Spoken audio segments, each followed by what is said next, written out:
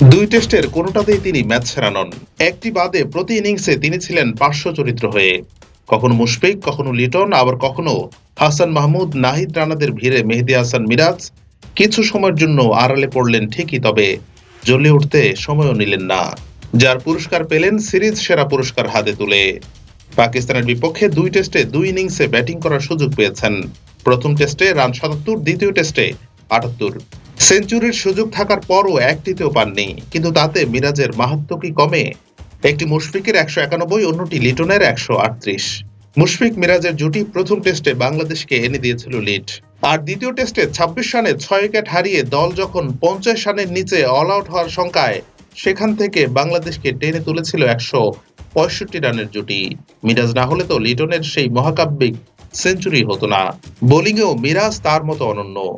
দুই টেস্ট মিলিয়ে ১০ উইকেট পেলেন। দুই টেস্টেই পাকিস্তানকে রান বড় করতে দেয়নি মিরাজের নিয়ন্ত্রিত স্পিন। রাওয়ালপিন্ডির পেস বান্ধব উইকেটে মিরাজের ১০ উইকেট বাংলাদেশকে দিচ্ছে এই মাসেই ভারত সিরিজে আরো ভালো করার আশা। মিরাজ যে ভালো করবেন সেই আশাও জানিয়ে রাখলেন অধিনায়ক শান্ত। মিরাজ যেভাবে রান করার পাশাপাশি উইকেট নিয়েছে, সেটা ওকে বাড়তি আত্মবিশ্বাস দেবে। ভারতের বিরুদ্ধে এই খেলাটাই দেখতে চাই। আশা করছি সবাই সেরাটা খেললে আমরা ভারতকেও হারাবো।